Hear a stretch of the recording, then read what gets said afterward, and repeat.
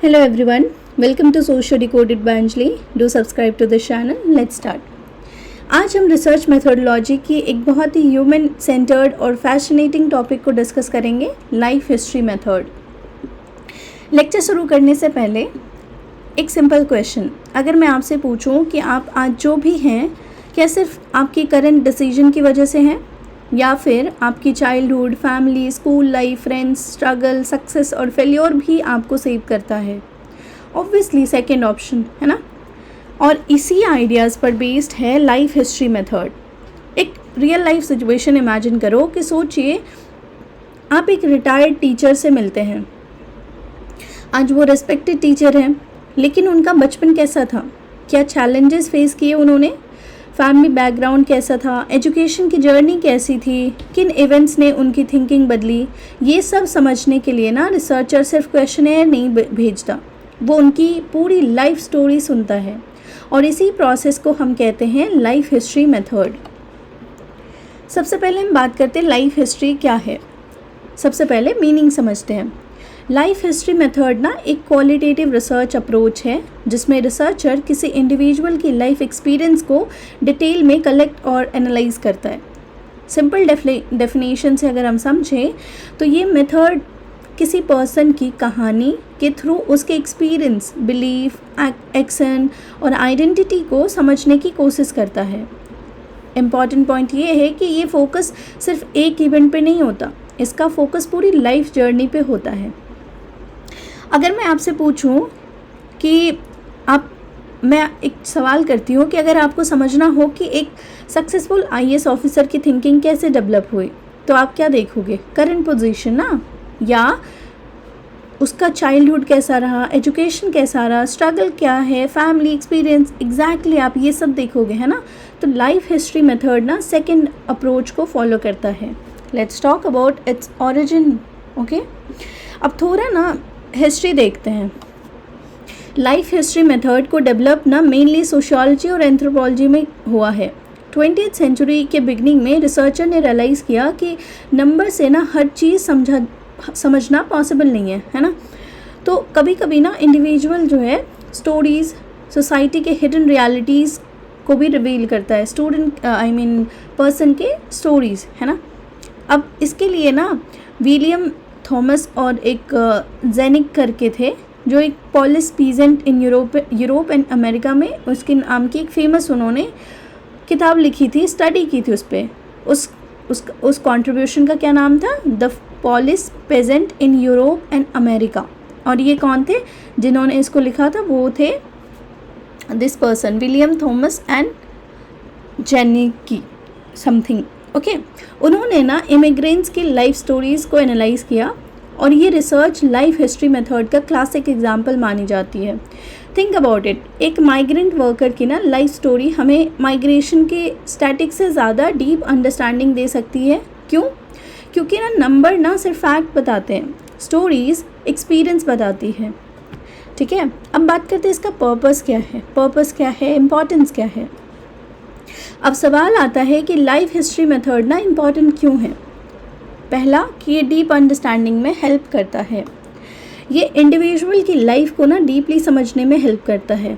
दूसरा कि ये पर्सनल मीनिंग बताता है, मतलब हम जान सकते हैं कि लोग अपने एक्सपीरियंस को कैसे इंटरप्रेट करते हैं।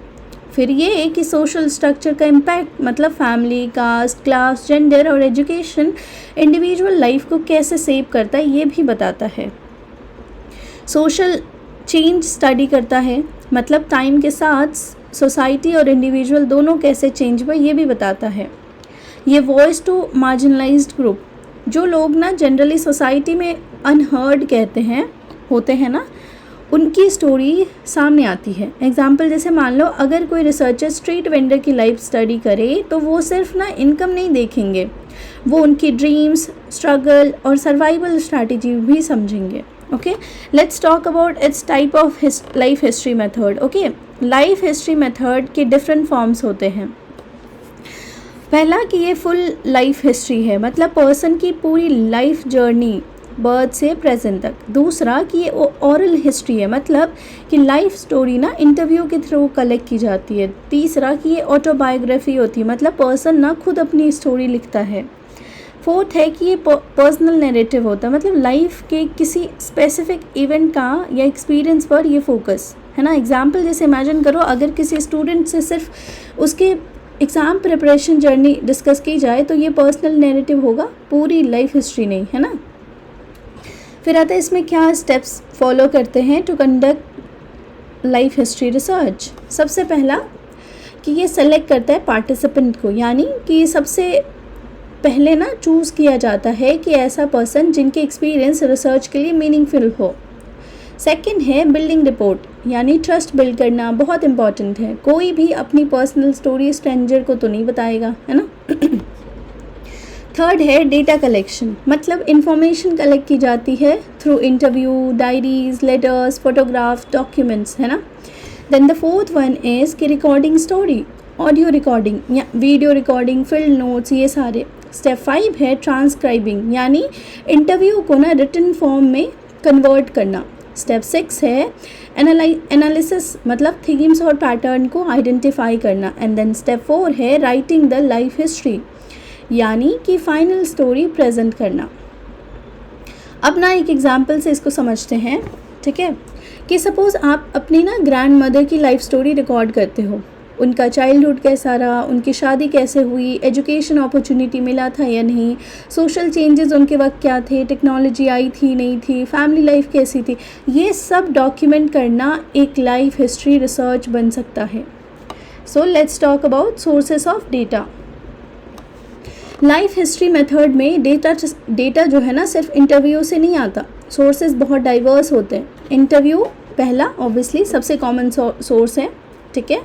फिर आता है डायरीज एंड जर्नल्स, मतलब डेली एक्सपीरियंस रिकॉर्ड होते हैं। पर्सनल डॉक्यूमेंट्स यानी सर्टिफिकेट्स, फोटोज़, रिपोर्ट्स, लेटर्स, ये सारे। मेमोर्स एंड ऑटोबायोग्राफी, मतलब already written life accounts. Family conversation, यानी फ्रेंड्स और रिलेटिव से भी इंफॉर्मेशन मिल सकती है। अब मैं आपसे एक सवाल पूछती हूँ कि आपके घर में सबसे इंटरेस्टिंग लाइफ स्टोरी किसकी होगी, दादाजी की, नानी जी की या पेरेंट्स की? सोचिए कितनी वैल्यूबल सोशोलॉजिकल इन्फॉर्मेशन उनकी स्टोरीज़ में हिडन हो सकती है ना। So let's talk about it's advantage, है ना, लाइफ हिस्ट्री मेथड के। सबसे पहला कि ये रिच डेटा होता है, मतलब डिटेल्ड इन्फॉर्मेशन मिलती है यहाँ से, ठीक है। इंडिविजुअल्स के पर्सपेक्टिव जानने को मिलता है, मतलब पर्सन का अपना व्यू पॉइंट समझने में आपको हेल्प मिलती है कि वो क्या सोचते हैं। अंडरस्टैंडिंग द चेंजेस, यानी लाइफ को ना, लाइफ के डिफरेंट स्टेजेस को कंपेयर कर सकते हो आप, ओके। फिर आता है फ्लेक्सिबल होता है ये, यानी कि क्वेश्चंस सिचुएशन के अकॉर्डिंग आप चेंज कर सकते हो। फिर ह्यूमनाइज रिसर्च होता है, रिसर्च को ना ज़्यादा मीनिंगफुल बनाता है ये। एग्जाम्पल जैसे सर्वे बोलेगा कि 60% people migrated for job, okay, लेकिन लाइफ हिस्ट्री मेथड बताएंगे कि माइग्रेशन ने ना उनकी फैमिली, इमोशन और आइडेंटिटी को कैसे अफेक्ट किया, okay. And there is limitation also, again same कि इसमें टाइम कंज्यूमिंग है, डेटा सब्जेक्टिव और बायस हो सकता है, डिफ़िकल्ट होता है to generalize the findings and depend on memory, जो उसकी यादाश्त पे बेसिकली डिपेंड करेगा, और एथिकल इश्यूज़ भी आ सकते हैं। अब आता है analysis of life history data. आप कलेक्ट तो कर लिया, अब एनालिसिस कैसे करोगे? सबसे पहले रीड केयरफुली, पूरी नैरेटिव ना मल्टीपल टाइम्स रीड करना। दूसरा identify the turning points, major life events ना आइडेंटिफाई करते हैं जैसे कि पहली जॉब, शादी, माइग्रेशन, फाइनेंशियल क्राइसिस, लाइफ में सक्सेस, वो सब। फिर फाइंड द थीम, मतलब रिपीटेड पैटर्न को आइडेंटिफाई करो। कॉन्टेक्स्ट लिंक करना सीखो, मतलब पर्सनल एक्सपीरियंस को ना सोशल कंडीशन से कनेक्ट करते हैं। एग्जाम्पल जैसे एक स्टूडेंट की एजुकेशनल स्ट्रगल सिर्फ ना पर्सनल इशू नहीं हो सकता, वो पॉवर्टी और इनइक्वालिटी से भी लिंक्ड हो सकती है ना। एंड देन आता है इसके नेक्स्ट टॉपिक एथिकल कंसिडरेशन के ऊपर कि ये क्या है। लाइफ हिस्ट्री मेथड में ना एथिक्स बहुत इंपॉर्टेंट रोल प्ले करता है, क्योंकि ना रिसर्चर पर्सनल स्टोरीज़ कलेक्ट करता है, तो इसीलिए पहला है इन्फॉर्म्ड कंसेंट, मतलब पार्टिसिपेंट की ना परमिशन ज़रूरी है। दूसरा कॉन्फिडेंशियलिटी, यानी प्राइवेट इंफॉर्मेशन प्रोटेक्ट करनी होती है। थर्ड इज़ रेस्पेक्ट, यानी पार्टिसिपेंट की ना डिग्निटी मेंटेन करनी होगी। Fourth right to withdraw, participant कभी भी अगर वो छोड़ना चाहे तो वो छोड़ सकते हैं, उसको ज़बरदस्ती करने की ज़रूरत नहीं है। एग्जाम्पल जैसे अगर किसी पर्सन ने पेनफुल मेमोरी शेयर की है तो रिसर्चर को उनका ना मिसयूज़ नहीं करना चाहिए। अब एक एग्जाम्पल से समझते हैं, ठीक है, कि सपोज़ रिसर्चर एक रिटायर्ड टीचर की लाइफ स्टडी करना चाहता है। रिसर्चर एक्सप्लोर करता है उसके childhood, education, career, family life, social experience और चैलेंजेस एंड वैल्यूज़। रिजल्ट क्या आएगा कि रिसर्चर समझ पाता है कि उनकी लाइफ एक्सपीरियंस ने उनकी पर्सनालिटी और वर्ल्ड व्यू को कैसे शेप किया। ठीक है, अब कुछ ना टिप्स ले लेते हैं कि अगर आप फ्यूचर में लाइफ हिस्ट्री मेथड यूज़ करना चाहो तो क्या किन बातों का ध्यान रख सकते हो। पहला कि पेशेंट लिसनर बनो, ओपन एंडेड क्वेश्चन पूछो, इमोशनल सेंसिटिविटी रखो, ट्रस्ट बिल्ड करो, पर्सनल जजमेंट अवॉइड करो, स्टोरी को ना रिस्पेक्टफुली रिप्रेजेंट करो।